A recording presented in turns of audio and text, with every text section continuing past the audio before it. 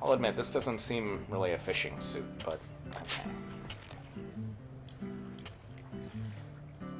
Why aren't we using the Rod of Legends? Or maybe we are, but it doesn't look like it. He chose the second rod, so I'm assuming that's the Rod of Legends. It's just up there, it only says Rod. Yeah. I think. Rod and Worm. It's really only doing penis euphemisms.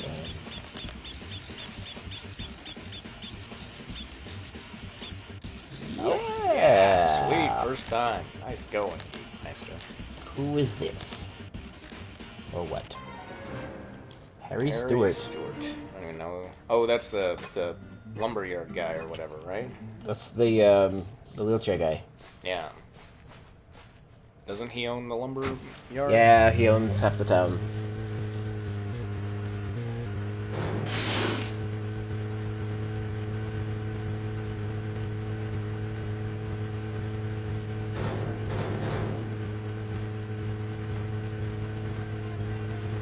That's interesting. I see lunch you can do between 9 and 1. It's interesting that that pops up as a time thing. Hmm. So it's got the main quest, and then below it this timed optional quest. Yeah.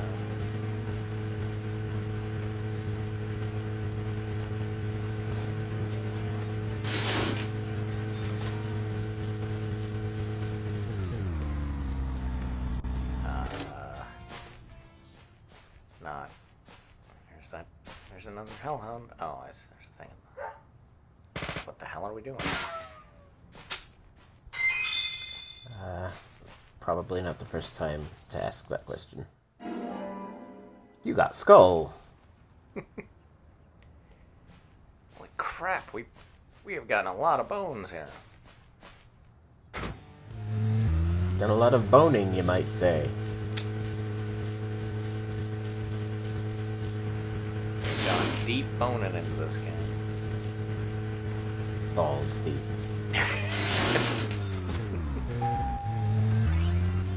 That, for some reason, makes me think of the... Did you ever used to read the National Lampoon magazine? Yeah. Yeah, there was a haiku by Andrew Dice Clay, and it was like... I can't remember the exact rhyme scheme, but it was like a frog jumps into the morning, still lake, balls deep.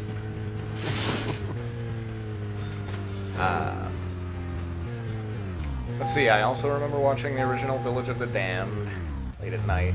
That's a good one. Think of a brick wall, Uh-huh.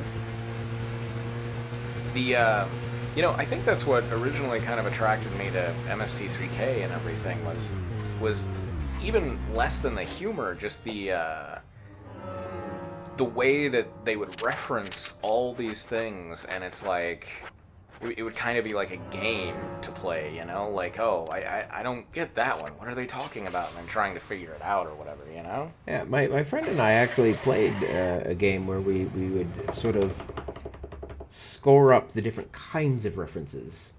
So, like, that's a movie reference, that's a political history reference, that's that sort of thing. Gotcha. Pre-Google, so we had to take our best guesses.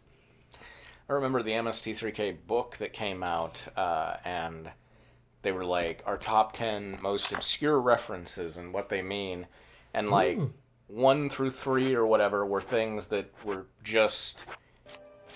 Oh, nice. It's like salmon or something. Cherry. But but like 1 through 3 were things that were just personal things, like things that nobody would get, you know? Something my landlord said once. Right.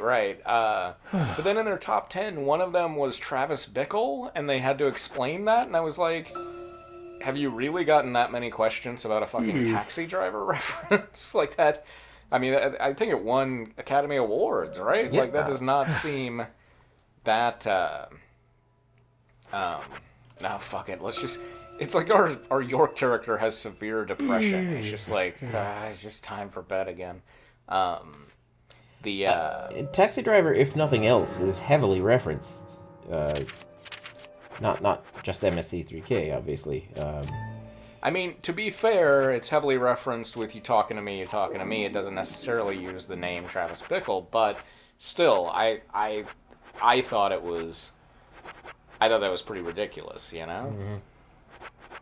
Maybe it was in there as a joke, and I didn't get it, but they go through and explain it, so. But I remember number one was from an episode they did where Joel was the host, you know, so like a very early one, and the joke was, look out, she's taking Mike's keyboard, and it was a reference to Mike had broken up with his girlfriend very recently, and she had taken his keyboard without his permission, and so it was like... Yeah, it's a different kind of obscure. No. It's an in-joke. That's a little different. Oh. Yeah, of course. I was bound to go back eventually. Oh, wait. No, I just said it. We had like one good day there. Yeah. I'll remember that day. Fondly, those are... And potatoes. I'll remember potatoes. Hunger. I remember. I remember hunger. Yeah.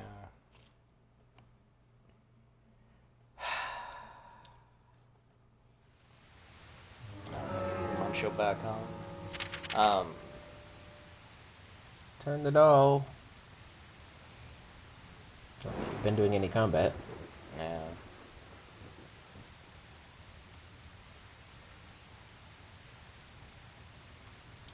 No map music here.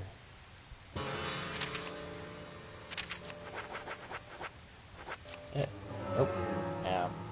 Almost, but not quite. Story of my life. Almost get the doll turned, but not quite. Yep.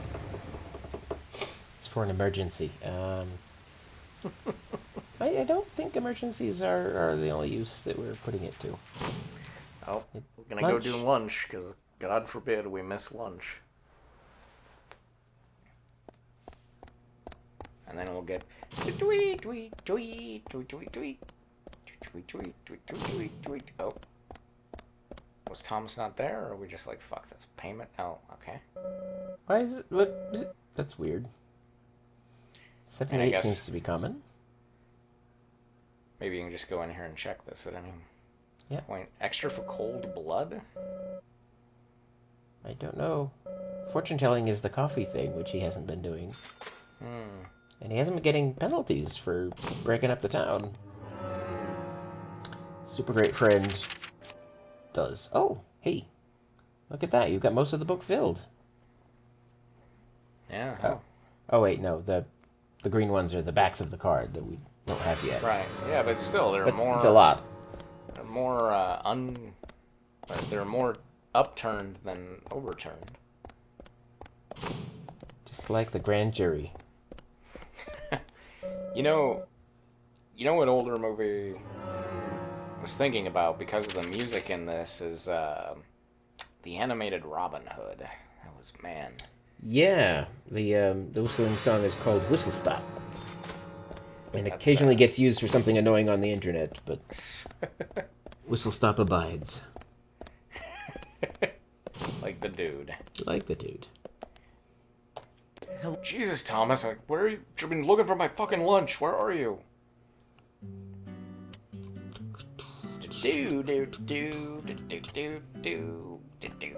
Oh, you skipped the... I want to hear you assholes talk. I just wanted your fucking lunch. There are jokes. There are jokes. Not good jokes, but jokes. A couple of them are just bizarre. They make no sense. Like, it's got to be a translation error. Yeah. But you'd think the voice actors would comment at some point, like, this doesn't make any sense, sir.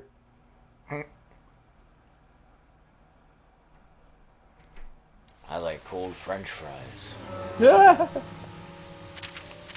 I mean, there are a couple of them where the only reason you know it's a joke is because they all animate their laughter animation. Right. Sanders Junkyard. Go to Gunsmith. That's not right.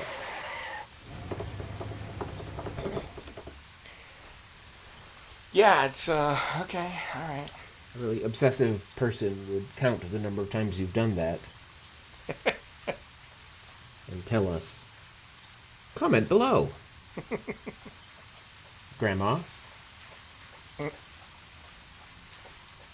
See, he's not even there. It's so raining. This noise, yeah. Yeah, the shop's closed when it's raining, remember? Alright.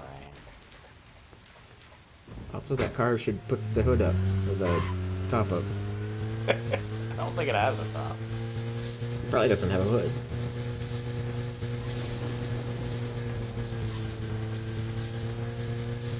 It even does the little rain mist on the tires. That's kind of cool.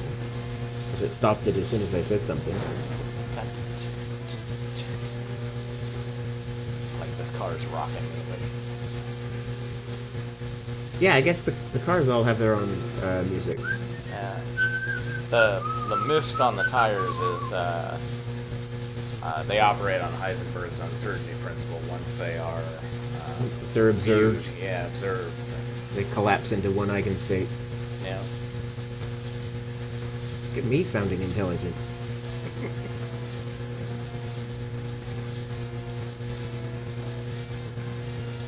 Walking into the night. My favorite riff on the Schrodinger's cat is from Silent Hill 2. At one point in the hospital, I think, he goes in and he goes into the locker room and one of the doors is rattling and he opens the door and the cat jumps out. It's a typical cat scare, right? And then the cat runs around the corner and then you hear something eat it.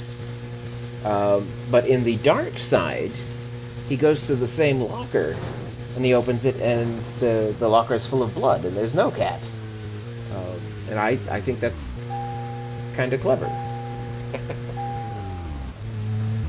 And then as soon as he walks away from the empty locker, a corpse falls out of another locker, and it's a nice setup scare, because you're expecting another cat scare and it doesn't happen, so you let your guard down, and then the corpse successfully delivers another. Not a lot of jump scares in the Silent Hill series. It's not really what they're known for. But when they do it, they seem to do it well. Yeah, I don't really get Silent Hill. I mean, it just isn't. I once found a fan-made file, and it was, God, I don't know, one of the damn stories in it, and they just took all the videos and made like a movie out of it. And I mean, I followed it okay, but I was like, but then I tried watching somebody play one of the games, and it's like all these goddamn puzzles about like setting clocks and shit, and I was just like, oh my god. Yeah, well, I mean, Silent Hill didn't invent stupid puzzles, but they did become part of the. Zach, is there something here that you want to check? At least Well, until the gallery closes at 1700, but there's no real reason to hurry. 6, 7, and We 8. need to I think pace they stopped ourselves getting into for the investigation bizarre like this. puzzles. Oh my god, they had that many? Mm-hmm. Zach, Maybe it was 7. 8 is the one we were waiting for that never happened. They're not properly numbered after 4, so it's a little hard for me to remember how many there are. Yeah. It's like Silent Hill Reservation, and it's like the fucking American Horror Story or whatever. Yeah. Yeah, can you... They've announced what the next season of American Horror Story is about. It's a real surprise. The movie was the fourth sequel. It's gonna to a be series about that the started election. in 1978. That's right, Zach. Great. That's what we want in our escapist TV. Quest for peace. Lex Luthor. Well, I don't know. I think But Gene Hackman. everything that I've seen of Must for American all Horror fans. Story, which is not any of the actual episodes, just previews and stuff, it's like they go for the lowest common denominator at every opportunity they have, so... Richard Donner Yeah. directed 1 and 2. Now those They two great movies. play a lot. I think they rely a lot on having an attractive young cast. Actually, Zach, I've got a confession to make. Promise not to tell anyone because I'd be really embarrassed. Oh wait, this seems I actually like the first 2 Superman movies. Oh, more no, than no. The first 2 Star Wars movies. Another bone I think John bone Williams zone. did a better job job with the theme song for Superman. But whenever I try to hum it always Yeah, turns into the I think Star American Wars Horror Story looks terrible. I know it's strange. It's stylistically interesting. It's a music video stretched from the entire series. Oh, so it's like Lost Boys, the show. Take some time to pick it up. Picking on things I like. You know what I wish would have went longer is the Sam Raimi TV show American Gothic. That looked interesting. I vaguely recall that. I didn't actually watch it because I didn't even hear of it until it had come out, and by then it was canceled. But it looked really cool. Zach, we need to go to the users gallery. I'll say this for American Horror Story: the format is unique. You know, each season being a different story, different cast, different place, possibly tied together, but not necessarily. No. Like they're not tied together, but there's occasional like a cameo from one character into the next season. Right. But they have the same ensemble of actors doing the main parts. See every Richard Dunn.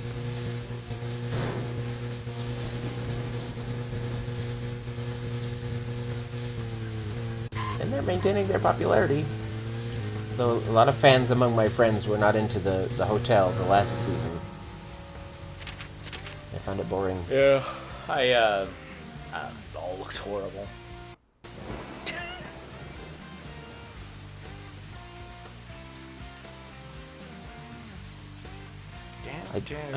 I think the set design is probably the strongest part of the series. That's kind of I like feel. how I have so many friends who like Supernatural, and like I really, really dislike it, but I keep trying to like it because it just keeps going. Right. And so I'm like, any show that goes like over a decade is obviously going to kind of change at some point. So it's like, well, maybe I don't like the original Kripke thing, but maybe I'll like it eventually, right? And that's not our suit, is it? What the hell? No, that's not. And so I watched a lot of it, and finally I got to the point where I was like, God, the cinematography is so gorgeous. I'm just gonna watch it for that. And and now I found myself pretty engrossed in the show, and really it's just because I think everything's very pretty. Yeah, even in the early seasons, like right from the beginning. Yeah. When I was doing my reviews, I took some screenshots, and there were a couple moments where like, wow, that's beautiful. That's more beautiful than this show deserves, frankly. Yeah.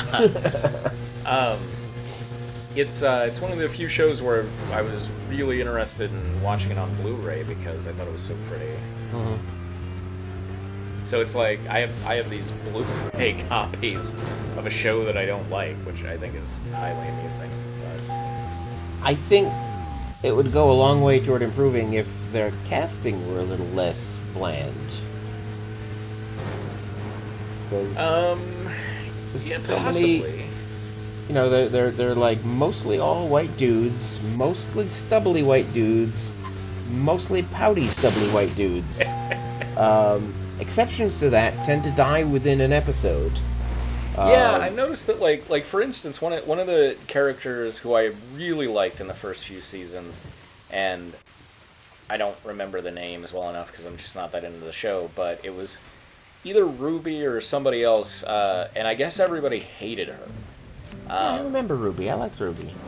I could be wrong. It might not be Ruby. It was the girl who basically played an artifact hunter, like who was just like, all you people like trying to fight these monsters, you're an idiot because it's a never-ending battle. Like, I'm just gonna make money, and I was like, wow, that's an interesting perspective in this universe. And everybody hated her, so they killed her pretty quickly. And I remember being very sad because I was like, oh wow, I actually really liked this character.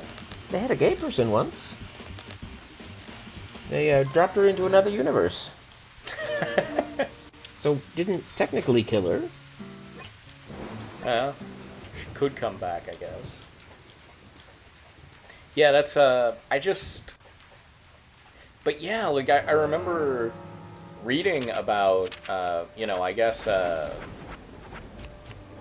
hell, blanking on his name, Misha Collins or whatever, Yeah. gets added to the opening credits, and then, or as a star. I guess there are no opening credits, right? Right. And then I heard that Crowley gets added later, and I'm like, can this show not have a female character? Right. Like a recurring female, like a real starring female character. Well, Misha's character technically is genderless, but they play nothing with that, and Yeah. I think that could be a point of interest because he's inhabited other bodies before, but the angel itself is genderless. So I believe is Crowley. No, wait, Crowley was a boy when he was human once, but the demons are genderless, and they use that in no way whatsoever, and I think that's a lost opportunity. Well, I guess at least from what I've seen, they use it for what would you call that? Like, kind of, like, it's almost like dramatic irony forms of gay jokes, you know? Well, yes. Because goddamn Supernatural loves those. It is rife with TV Tropes calls it ho yay, and others call it queer baiting. Just like, yeah, okay. We know you're teasing us just so we'll keep watching, and we'll keep watching, but fuck you anyway. So so it means like it keeps. It's almost like it's like what Xena would do as well. Yes, although I believe Xena eventually crossed the threshold and admitted that Xena and No, her no, sidekick. they didn't. No? No, Gabby. Gabby. They said I love you to each other, but it Oh, was that's never- right. They did stuff where if it were a boy and a girl, it would be obviously romantic, but since it was two girls, it was platonic, a girl pal. But yeah, they did a lot of like I remember one episode starts with a camera not on them, and like it's slowly panning, and it eventually reaches them, and everything that they're saying sounds as if they're having sex, and I can't remember, but it's like, oh, it's so slippery, just relax and you'll do fine, or all this sort of stuff, and then finally Right. you find out that they're like fishing or something, and Right. fishing with their hands and blah blah blah blah blah. And so yeah, they love doing a lot of that. That's just cheating.